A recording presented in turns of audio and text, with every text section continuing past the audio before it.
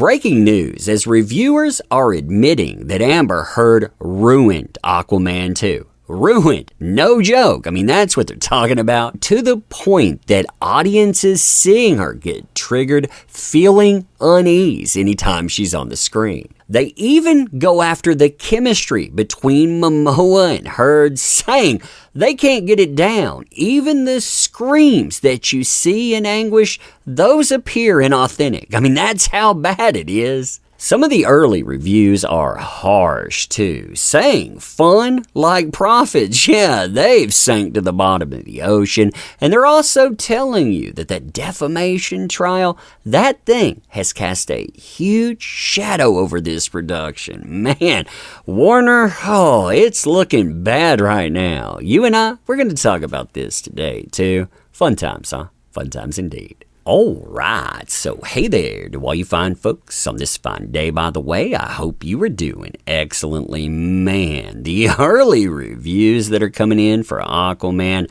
they're bad when they mention Amber Heard. Like really bad. And you know what? I think Warner Brothers, they expected all of this too. That's why no premiere for this. I mean, really think that in. No cast, no crew, no millions of dollars. Instead, they only brought fans in because fans, they would pretend to like the movie even if the thing was trash. What's fascinating is that more and more reviewers are admitting that when they walk in the doors, they go to see that movie, that it doesn't matter if there's Jason Momoa or Patrick Wilson, they think about Amber Heard. In fact, they note, this is a headline, quote, Amber Heard's defamation trial against Johnny Depp casts huge shadow over Aquaman's sequel. Amber Heard's return to the big screen in Aquaman and the Lost Kingdom is still overshadowed by the high-powered defamation case taken against her by her ex-husband, Johnny Depp. Unfortunately for Amber Heard, what this means is that more and more reviewers are actually paying attention to her when she's on the screen. She is no longer background fodder. Now she is front and center. Doesn't matter how much time she's on the screen. And these reviewers are flat out telling you something that Warner, they had to know, and yet they kept her anyway. That's the fact that when more eyes are on her, they start looking at her performance. Oh, it fails, and it fails spectacularly. What's wild is that you have reviewers that are just flat out saying Amber Heard ruins this movie by being there. Not just for them, mind you, but for other people in the audience as well. Doesn't matter how long she's there, just her presence is enough to take you out of this being a superhero movie. And remember when we're reading this is the first review to hit. So when people are looking this thing up for at least the next day, yeah, they're going to find this. I mean, listen to how this starts. From go, they're telling you the problem. Quote, there is a sense of sadness in watching Aquaman and the Lost Kingdom as things that happened off camera were so real that it affected the suspension of disbelief and needed to enjoy the superhero movie, aka Amber Heard ruined this movie by trying to destroy Johnny Depp. And remember, she used Aquaman as a platform. It's fascinating how all of this has come full circle. The atmosphere was so far opposite from the events in 2018 when the lead stars Jason Momoa as Aquaman and Amber Heard as Mira and director James Wan landed in Manila to hold a premiere and meet Filipino fans. Now drink in this next statement and where they go with this, because this, I mean, it is something here. Quote, and while Heard only had a few lines as the hydrokinetic Mira, I could not help but notice how the audience reacted whenever she appeared on screen, which I can safely say triggered a feeling of uneasiness. I mean, imagine everything that Warner did, ignoring millions of people, having Peter Safran come out and say, we know what's best for this movie. We don't care what you say. We're going to bring her back anyway.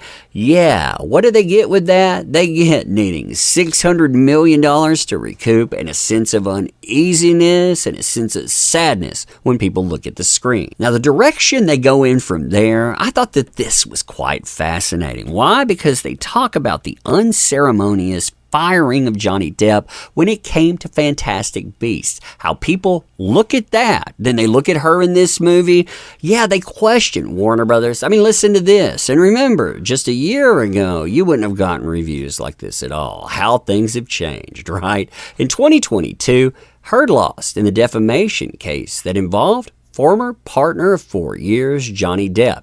Their divorce and defamation case rocked Hollywood and polarized fandom, especially those who felt Depp was wronged when Warner Brothers had asked him to quote-unquote resign. I like how they put that in quotes, by the way. Resign from playing the antagonist, Grindelwald, in the third Fantastic Beasts film. Now, from there, we get commentary on chemistry, or really a lack thereof, when it comes to Jason Momoa and Amber Heard, and I've been wondering something about this. Is this something that is unique to Aquaman 2? You know, is this something new, or is this something that was always there and we're starting to notice it because we heard about it in the trial, we heard about the notes, the therapist comments about Jason Momoa and James Wan, and we're starting to really look at just how bad of an actress Amber Heard is. Quote, "The on-screen chemistry of Jason Momoa and Amber Heard from the first Aquaman movie visibly waned. I surmise that this can be attributed to the court documents that included Amber Heard's claims to a therapist that Momoa arrived quote-unquote drunk and quote-unquote late on set, which DC Studios denied." By the way, you have to remember, those claims, they were launched before the trial. So these aren't new things. These are things that popped up around late 2021, early 2022, and to end this, it says, even the scene where the couple had to scream in anguish appeared inauthentic. So it's not just talking about relationship standards, it's saying anytime they were together, anytime that they had to emote, it didn't seem real. You could look at them and think, oh man, they don't have any connection or chemistry. And when you read this stuff and you read how Amber Heard threw the man under the bus, threw everyone else under the bus, plus the production too,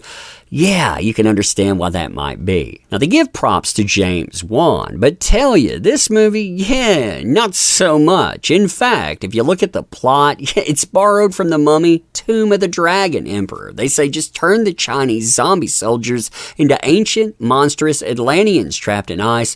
It's almost the same story. Then they end with this. I mean, listen to this. This is all you need to hear. Quote, "The fun simmers down in Aquaman and the Lost Kingdom. If you've already dived deep into the closing DC extended universe, then watch it on the big screen to complete your journey as a DC Comics fan." Man, that says all you need to know. And they're telling you, again, Amber Heard wrecked this movie. I mean, they dedicate almost 80% of this review to tell you that. But anyway, let me know what you think about this. And as always, appreciate the heck out of you. You make this stuff work.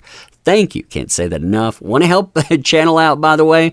Share this. Check out the links for sure. We could always use your help. And thank you. Appreciate you. Man, this is something.